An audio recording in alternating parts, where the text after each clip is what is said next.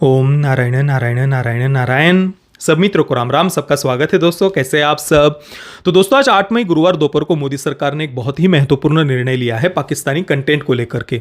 जितने भी OTT platforms है, केवल ओटीटी प्लेटफॉर्म्स ही नहीं, उनके साथ में ही जितने भी स्ट्रीमिंग प्लेटफॉर्म्स हैं जो अपने प्लेटफॉर्म से किसी भी प्रकार का कंटेंट स्ट्रीम करते हैं, पेड या अनपेड, ऐसे सारे प्लेटफॉर्म्स को आईएनबी मिनिस्ट्री ने आज दोपहर को एक एडवाइजरी जारी की है, जिसके माध्यम से ये कहा गया है कि पाकिस्तानी मूल का कंटेंट, पाकिस्तानी ओरिजिन का कंटेंट, फिर वो कंटेंट चाहे किसी भी प्रकार का हो, टीवी शोज हो, वेब सीरीज हो, टीवी सीरियल्स हो, फिल्में हो, या फिर सॉन्ग्स ही क्यों ना हो, पॉडकास्ट ही क्यों ना हो, उसे तत्काल प्रभाव से अपने प्लेटफॉर्म से हटाने के लिए भारत सरकार ने कहा है सारे के सारे ओटीटी या दूसरे डिजिटल प्लेटफॉर्म्स को।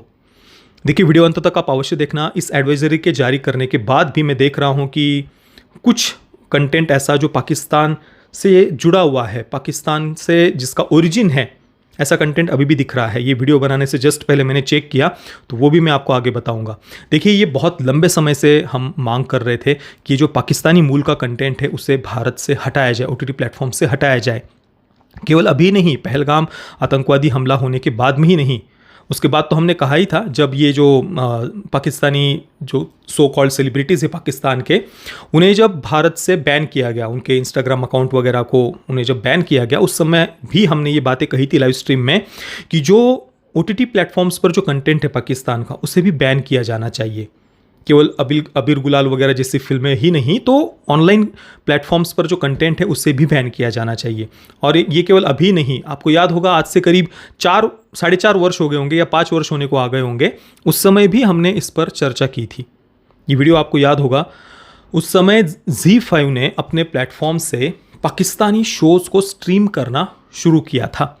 वैसे जी ने तो केवल 5 वर्ष पहले ही नहीं, उससे पहले भी जितना मुझे याद है 2014 में जी जिंदगी नाम का एक चैनल शुरू किया था, जिस पर आतंकिस्तानियों का कंटेंट ही ज़्यादातर आता था, आतंकिस्तानियों के शोज़, टीवी सीरियल्स वगैरह। हालांकि फिर उरी में जब आतंकवादी हमला हुआ, उसके बाद में जी जिंदगी को तो बैन कर दिया गया था, परंतु उसके फिर कुछ 3-4 वर्षों के बाद में फिर से ZEE5 पर आतंकिस्तानियों के वेब शोज़, टीवी सीरियल्स वगैरह को फिर से स्ट्रीम करना शुरू किया था।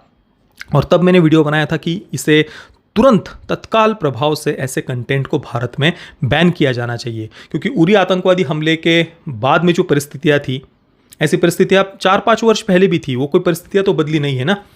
और आतंकवादी हमला होने के बाद में ही क्यों पाकिस्तानियों को भारत में किसी भी प्रकार से उनके कंटेंट को यहाँ पर क्यों स्ट्रीम किया जाना चाहिए? मतलब कोई आतंकवादी हमला होने के बाद में ही हम ये निर्णय ले, बाकी समय क्या हमारा विवेक मर जाता है?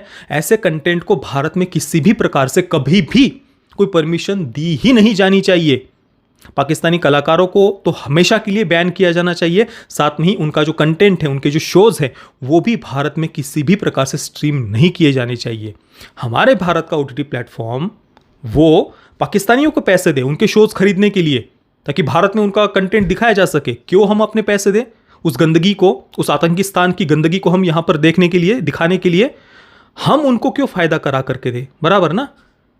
तो ये तो बहुत लंबे समय से मांग थी। चलो, अभी जाकर के भारत सरकार ने ये निर्णय लिया है पहलगाम आतंकवादी हमले के बाद में। ZEE5 पर मैंने चेक किया तो पाकिस्तानी शोज़ अभी वहाँ पर नहीं दिख रहे हैं, परंतु जैसा कि मैंने शुरुआत में कहा था वीडियो के कि अभी भी कुछ मैंने जो चेक किया वहाँ पर पाकिस्तानी ओरिजिन का कंटेंट दिख रहा है। अब वो कौन सा कंटेंट है?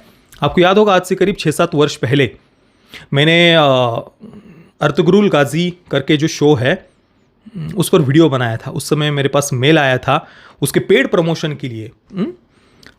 तुर्की का शो है वो, परंतु आतंकिस्तानियों ने उसको डब कराया था, हिंदी में डब किया था आतंकिस्तानियों ने अर्तुगरुल गाजी को, और उसे यूट्यूब पर स्ट्रीम किया जा रहा है। तब से अभी भी यूट्यूब पर वो अवेलेबल है, अर्तुगरुल गाजी का हिंदी डबिंग वाला वर्जन।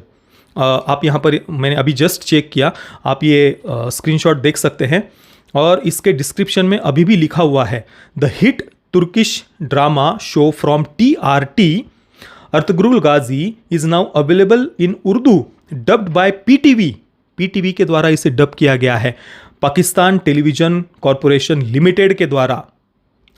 पाकिस्तान के द्वारा, पाकिस्तान के सरकार के द्वारा नियंत्रण किए जाने वाले पाकिस्तान टेलीविजन कॉरपोरेशन के द्वारा उसे डब किया गया उस शो को। मतलब पाकिस्तानी ओरिजिन का तो है ना, डबिंग तो पाकिस्तानी आतंकिस्तानियों ने की है ना। अभी भी वो शो यूट्यूब पर दिख रहा है। भारत सरकार को तुरंत यूट्यूब से इस शो को हटाने के लिए उन्हें कहना चाहिए, भारत सरकार को तुरंत ये यूट्यूब के पास ये जानकारी जानी चाहिए, क्योंकि इनका सबसे बड़ा दर्शकों का वर्ग भारत से ही आता है और ये हमसे पैसे कमाए किसी भी प्रकार से सही नहीं है। दुर्भाग्य की बात यह है कि ऐसा घिनौना शो उसे भारत के कुछ कंटेंट क्रिएटर्स ने प्रमोट किया था। मेरे पास भी आया था, मैंने वो मेल वगैरह भी दिखाया था।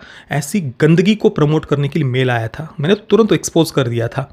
परंतु आज हमारे देश में ऐसे कुछ विवेक जिनका मर चुका है, बुद्धि जिनकी सड़ चुकी है, ऐसे कुछ कंटेंट क्रिएटर्स हैं जिन्होंने ऐसे शो को प्रमोट किया हुआ है भारत में। और ये जिस प्लेटफॉर्म पर है, टैबी, TABII, टैबी उर्दू करके ये जो यूट्यूब चैनल है, ये तुर्किश मूल का है। इसे कौन ओन करता है? The tabby app is owned by Turkish radio and television corporation, TRT। Turkey के द्वारा इसे ओन किया जाता है। अब टर्की भी पाकिस्तान के साथ में ही है, बराबर। हमेशा भारत विरोधी स्टैंड ही तुर्की ने लिया है। तुर्की का कंटेंट आज भी अलग अलग OTT प्लेटफॉर्म पर भारत में अवेलेबल है। नेटफ्लिक्स पर भी अवेलेबल है तुर्की का प्लेटफॉर्म। काफ़ी सारे तुर्की के शोज़ को हिंदी में तक डब किया गया है। पता नहीं नेटफ्लिक्स इंडिया क्यों हिंदी में डब किया उन तुर्की शोज़ को। मतलब काफ़ी सारा के ड्रामाज है, दूसरे काफ़ी सारे शोज़ है जिनको हिंदी में, मतलब अभी तो काफ़ी सारा हिंदी में डब हो जाते हैं, पर कई सारे अच्छे अच्छे शोज़ भी हैं जिनको डब नहीं किया गया। परंतु तुर्की के कुछ शोज़ हिंदी में डब हुए हैं, क्यों किए गए हैं पता नहीं।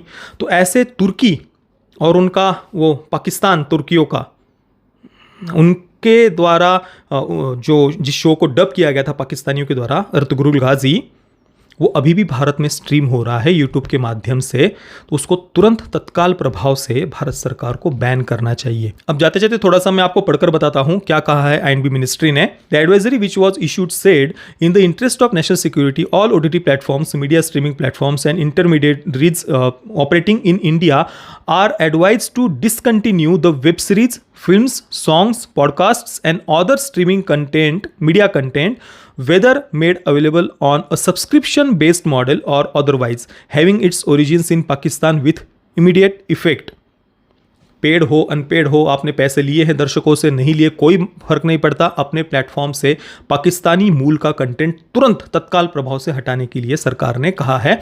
तो वो जो अर्तुगरुल गाजी नाम की जो गंदगी है, उसे भी तुरंत प्रभाव से भारत में बैन किया जाना चाहिए, क्योंकि उसकी डबिंग पाकिस्तानियों ने कराई हुई है। दोस्तों, ये बातें आप आगे तक भी पहुंचाइए, वीडियो को अधिक से अधिक लाइक और शेयर करिए ताकि ये बातें आगे तक पहुंचे। और ये जो बैन करने का निर्णय लिया गया है, ये केवल कुछ महीनों के लिए नहीं होना चाहिए, ये हमेशा के लिए ऐसे कंटेंट को, ऐसे पाकिस्तानी कलाकारों को या पाकिस्तानी ओरिजिन से जुड़े हुए किसी भी प्रकार के कंटेंट को हमेशा के लिए भारत में बैन किया जाना चाहिए। क्योंकि एक तो भारत में आतंकवादी हमले करो, यहाँ पर निर्दोषों का, मासूमों का खून बहाओ, और ऊपर से पैसे भी इनको भारत से ही कमाने हैं। क्यों?